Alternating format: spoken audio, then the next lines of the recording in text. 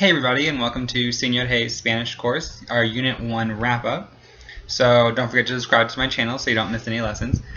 So that's it. We've completed our first Spanish unit, and I think we've really covered a lot. So today I just want to practice and review a bit before we move on to the next unit next time. So let's do it. Ya sabemos. So we already know. What do we already know? So we already know all of these things. It's a lot. The Spanish alphabet, greetings and saying goodbye, introducing ourselves, telling our age, where we're from, the numbers 0 to 100, days and months, telling time, saying the date, subject pronouns, conjugating the verb ser, occupations, gender of a noun, and articles. All these things we know. That's so much. It's a really good foundation. And so today it's going to be about practicing those things. So it's really important when you're learning a language to practice. And I've been trying to be as interactive as possible as I can to you, through a YouTube video by prompting you to respond to questions out loud. Like I'll even pause and wait for you to say it. And of course I have no way of knowing if you're actually saying it out loud. Maybe you're just thinking of the answer in your head, or maybe you're just not thinking of the answer at all. And I really want to emphasize that it's important to say it out loud, because we're building a new neurological pathway from your brain to your mouth. And the only way to actually build that pathway is to actually do it. You actually have to practice. And so there's really no point in getting really good at thinking in Spanish, because no one can read your mind. You're not communicating. So you have to get good at speaking in Spanish, and that requires speaking. So I hope you're actually saying the answers out loud when I ask. So let's get started. First thing we're going to do is I'm going to tell you a scenario. So you're leaving for work in the morning, and you get just outside. You see your elderly neighbor, Senora Gonzalez. So what would be a way that you could greet her? What would you say? You could say "Buenos días, señora," right? I mean, sure, you could say "hola" too, but "Buenos días" is really the most natural answer. It's polite and it's kind, and it's what a Spanish speaker would probably say. So you tell her, "Buenos días, señora." And what does she say back to you? She says, "Buenos días, joven, ¿cómo estás?" So joven, young man, young woman. So young person. So she says, "Buenos días, joven, ¿cómo estás?" And what's a response that you could say to that? What would you say? How about bien, ¿y usted? So I'm good, I'm well. And you? How are you? So notice that she spoke to you in the informal way. She said ¿Cómo estás? That's the informal form, but then you should still respond in the formal, the usted. And that's because she's older than you, and she can use either form with you, but you should really be respectful and use usted with her. So let's say, okay, so you just ask her how she's doing. Let's say she tells you about a pain she's been having in her knee, and then she says that she won't keep you, and she says hasta luego. So what can you respond? Yeah, hasta luego. So see you later, or adios is fine too. So there you go. This is just a little conversation that you might find yourself having in Spanish one day. So there you go. You can do it now. Alright, let's do another one. So una nueva amiga. So here's a new scenario. So I want you to imagine that you're in high school, and there's a new Spanish-speaking student that just started there. So there she is. And she speaks very little English and is mostly in ESL classes, English classes. But she's in your homeroom, and she's sitting next to you. So you want to introduce yourself and ask her a little bit about herself. So let's start by greeting her and telling her what her name is. So what could you say? Hola, me llamo, whatever, me llamo Señor Hey. So whatever you'd put in, hola, me llamo Alejandra, me llamo, whatever. So, and she responds to you, hola, me llamo Rocío. Rocío is a common girl's name in Spanish that means dew, like the dew drops on leaves in the morning. So what can you say to her now? Remember, it's a good thing to say that it's nice to meet her. So you can say mucho gusto, or you can say un placer, a pleasure, or encantado or encantada if you're female. So any of those would be fine. And we said mucho gusto here. And she responds igualmente. So the same. She feels the same. It's a pleasure to meet you too. So now you've heard someone say that she's from Spain, but you're not sure if that's correct, and you want to ask her where she's from. So what do you say? How do you ask her where she's from? You'd say, ¿de dónde eres? ¿De dónde eres? So here, you're definitely going to want to use the familiar form, eres. And that's because you're trying to be friendly. This girl is a classmate, a peer of yours, and so tu is totally appropriate in this situation. And she says, soy de Andalucía. So Andalucía is a region in southern Spain. So cities like Seville and Cordoba and Granada, they're all in Andalucía. So you were right, she is from Spain. And let's say you're in your third year of high school, and she looks kind of young. She looks too young to be in your class. So you're curious if maybe she skipped a grade, or maybe they have a different setup in Spain with their schools. So you ask her how old she is. How are you going to ask her how old she is? What do you say? You say, ¿Cuántos años tienes? Right? So you're using the familiar, so it's tienes. ¿Cuántos años tienes? And she responds, Tengo 16 años. ¿Y tú? Tengo 16 años. ¿Y tú? So what can you respond to her? She's asking you a question, so what would you respond to that? Tengo 16 años también. So she says, I'm 16 years old, and you? So she's asking you your age. And so let's say I said you're in your third year of high school, so you're going to be either 16 or 17. So I have tengo 16 años también. También means also. So she says she's 16, and you say, well, I'm 16 too. And then let's say the bell rings, so she gets up to leave, and she just kind of smiles politely at you. What's something you could say kind of to say goodbye to her? You could say hasta luego, or a good one here would be something like hasta mañana or hasta la próxima, because if you're gonna say like, yeah, see you tomorrow, like tomorrow morning we'll have we'll keep going, or next time I see you, so it's kind of more like I hope to talk to you again tomorrow, so hasta mañana. So there you go. That's another conversation that you just had. You made a new friend. So all right, let's move on. Okay, ¿qué hora es? So we're just going to do some really quick time practice. Remember saying the time of day. ¿Qué hora es? What time is it? So you tell me. ¿Qué hora es? Make sure you tell me AM or PM also. What do you think? ¿Qué hora es? Son las 5 de la tarde. Son las 5 de la tarde. ¿Qué hora es? Son las 10:30 de la noche. Son las 10:30 de la noche. ¿Qué hora es?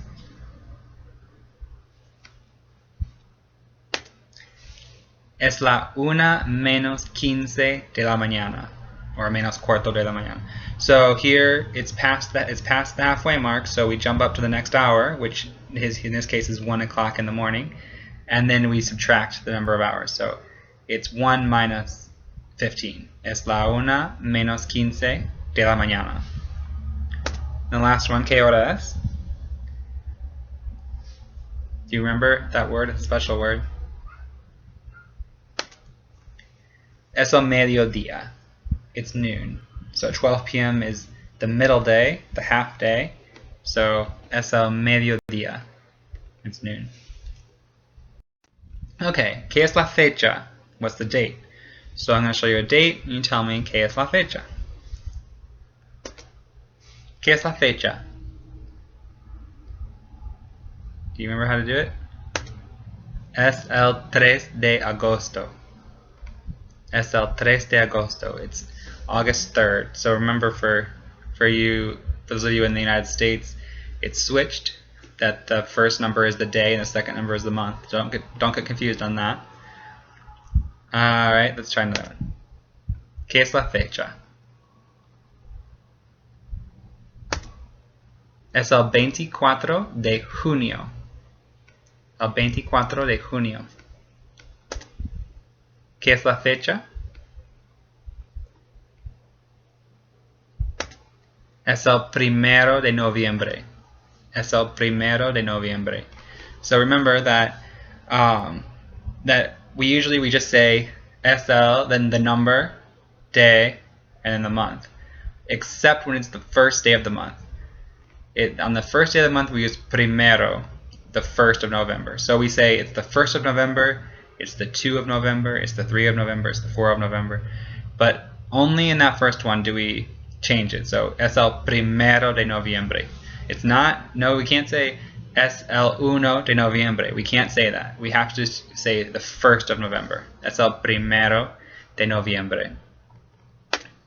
And the last one, what's the date? ¿Qué es la fecha? Es el 30 de abril. Es el 30 de abril. Okay, well let's. Okay, so this is the last exercise we're going to do, and it's a listening exercise that you might find it a little difficult, and that's okay. I'm going to tell you some things about me, and some of the things I say you'll understand because we talked about, and so I might talk about my age or my job or where I'm from, things like that we've learned. But I'm going to tell you a lot of things that you won't understand too. And that's okay. You're not supposed to understand everything I say in here. It's the listening skill that I want to focus on is for you to be able to take in a large portion of language and then filter it for what you know and getting out as much meaning as possible. So it's really important in the language learning process because when you're out there interacting with people in Spanish, you're going to get a lot of language thrown at you. And when we don't understand everything that someone is telling us, our mind can just shut down like, whoa, I have no idea what this person is saying. But actually, that person is using many words you know and many words you don't know. But if you listen, you can still pull out a lot of meaning. But if you just panic and you think, what the heck, I don't know what this person's saying, you won't get any meaning. But if you just filter and strain and try and pick up on what you know, then you actually can get a lot of meaning out of it. And our brains are really good at filling in the blanks on the context. So actually, you know more than you think a lot of times. So for this exercise, I want you to just listen to me talk and listen for words that you know and listen for structures that you know. And whatever you don't know, it's fine. Okay, are you ready? Here it goes. Hola, me llamo Señor He y soy maestro de español. No siempre he querido ser maestro. Tengo 30 años, pero es mi primer año de ser maestro. Antes quería ser abogado, pero ya no. Prefiero estar en la escuela con mis estudiantes. Soy de San Luis, Missouri, pero ahora vivo en la ciudad de Columbia. Aquí vivo y trabajo, y me gusta, pero prefiero vivir en San Luis. Creo que voy a volver en 1 o 2 años. Tengo un hermano. Él se llama Steve. Y él tiene 28 años. Él es bombero. Es un trabajo bastante peligroso, pero le gusta. Yo no podría hacer eso. Él no tiene miedo de nada, pero yo sí. Supongo que es por eso que soy maestro. Okay, how was that? Did you understand a few things? If not, that's okay, that's fine. If you understood nothing, that's fine. We're just beginning. And some people have a really good ear for languages and others have to train themselves more. But we'll all get there. So I have some questions about the things that you might have heard from the passage. So say the answers out loud, okay? So here's my first question. So this is a paragraph, that was a passage that I was telling you about myself. So I'm going to ask you some questions about myself that maybe you know the answer to now. ¿Cómo me llamo? ¿Cómo me llamo? So remember how we said ¿Cómo te llamas? Is what's your name? So what do you think if I say ¿Cómo me llamo? What am I asking? I'm actually asking you, I'm saying, what's my name? So what's my name? ¿Cómo me llamo? How would you respond to that? Te llamas Señor Hey. I just told you in that paragraph, me llamo Señor Hey, and now I'm asking you, ¿Cómo me llamo?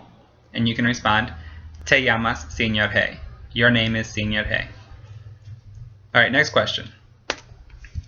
¿Cuántos años tengo? ¿Cuántos años tengo? Do you know how to respond to that? Tienes 30 años. So I said, how old am I? And you're saying, you're 30 years old. Tienes 30 años. You have 30 years. Okay, the next question. ¿De dónde soy?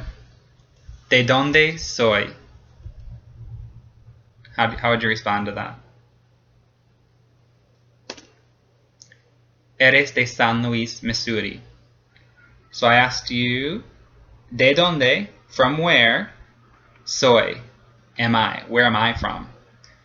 And so you can say, you are, eres, de San Luis, Missouri. They're from St. Louis, Missouri. And the last one, ¿qué es mi trabajo? ¿Qué es mi trabajo? So that word trabajo, I haven't taught it to you yet, but can you maybe guess what it means? Trabajo. What else was I talking about in that passage? What was I talking about? I talked a lot about my job, and trabajo does mean job. So if I say, ¿qué es mi trabajo? What's my job? So you're going to tell me what? You are in my job. So how would you say? You are a teacher. Eres maestro. Eres maestro. You are a teacher. So how was that? You can make a comment and see and let me know how that went for you. I'd like to know. All right, I have some more questions too.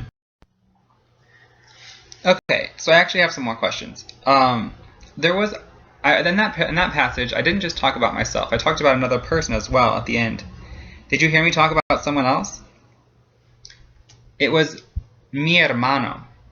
So I never taught you that word, so it's perfectly fine if you don't know what it means. You're not actually supposed to know what it means. Maybe you do. So we'll talk about what it means later, but right now I just want to ask you some questions about mi hermano. So, ¿cómo se llama mi hermano? ¿Cómo se llama mi hermano?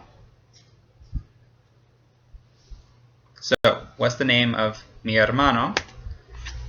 Se llama Steve. Did you hear me say that? I said, tengo un hermano y se llama Steve. So, mi hermano se llama Steve. ¿Cuántos años tiene? ¿Cuántos años tiene? Tiene 28 años. Tiene 28 años. And the last question, ¿qué es su trabajo? ¿Qué es su trabajo? So we're going to say LS, what? What's his job? LS bombero. Bombero. Firefighter. So, question. So, do you have any idea what hermano means? Maybe you already know, or maybe you have a guess. So let's think about it. Let's try and figure this out together. We know it's a man because hermano ends in O, and I also used the word el a lot for my pronouns. I was saying he. So we know it's a man, we know his age, we know he's 28 years old, and we know he's a fireman. So who is a man that is 2 years younger than me that I might be talking about in a paragraph like this? Do you have any idea? It's my brother. Hermano means brother. Did you get that? This is what I'm talking about, filling in the holes in what you don't know. Because let's say you don't know what hermano means, but you know it's a person and you know it's a man, and you know his age, and you know his job. I'm mentioning him in this paragraph about myself, so it has to be someone very close to me. So who else could it be? Well, it could be a lot of things. It could be my brother, maybe it's my best friend, maybe it's my cousin, maybe it's my boyfriend, who knows? If you're out traveling, you are going to be meeting all kinds of people and talk about a variety of subjects. So you do have to make some assumptions, and I think the most likely choice in that situation is that you would think it's my brother. And that ability to make assumptions, to fill in the blanks with context clues, is going to help you a lot. And you won't always be correct, but you will a lot of the time. And that's what's important. And as the conversation goes on, you can gather more information and reevaluate your assumptions. So let's say I'd used a word to refer to a man in that paragraph. Let's say it wasn't hermano, it was a different word, and you didn't know what it meant. But you were listening, you had assumed it was my brother. And then as the conversation kept moving along, I started talking about how I met him when I was 25. Then you'll say, wait, that's not his brother. That doesn't mean brother. What is it? Is his best friend? Who is this person? And so you keep listening and reevaluating until you get it right. And that's how you become an independent language learner. And gaining that skill is an important goal that we're going to work on together. Okay, so I don't know. I hope that you were able to get something out of that. And if not, it's okay. It's a really hard, difficult skill. So, okay, I thought that was actually kind of fun, to be honest. I want to have a little assignment for you. I want you to make a paragraph about yourself. So tell me your name, your age, where you're from, your job, things like that. Everything that we've learned. Try to include as much as we've learned so far. And make a video and upload it to YouTube, and then post a link to it in the comments. So you can call it something like Señor, hey, Unit 1 wrap-up or something. And then I'll take a look at it, and I'll give you some feedback on your paragraph. So please make it public so that others can see your video and learn too. But I want you to know, you don't have to tell the truth in it if you don't want to. It's totally fine if you just make up a name or where you're from, because it's the internet. You don't necessarily want everything like that out there. So it doesn't matter if you want to just make up stuff. You can. And actually, a lot of times people like to research Spanish names and pick one for themselves. So you can be Miguel or Alejandra or whatever. So or if you have a really complicated job title and you want to tell me your job, but you just want to say I'm a cashier, that's fine too. You don't have to be find out how to say systems analyst, or you don't have to worry about that. You can make stuff up. It's okay. It's not about being accurate. It's about using correct language. So the last thing, which I know everyone wants to do this, but please try not to read from a script. So you can definitely plan out what you're going to say, but just try to say it in the moment, because that's another thing that we want to work on, is just on-the-spot language production. So you can plan it out, think about what you're going to say, but when you get there in front of the camera, just say what comes to your mind. Just try and do it in the spot. It'll really help you in the long term. Anyway, that's it for Unit 1. So don't forget to subscribe to my channel, and I'm really looking forward to seeing some videos from you guys. I hope you post some, and we will just start with Unit 2 next time. So hasta luego.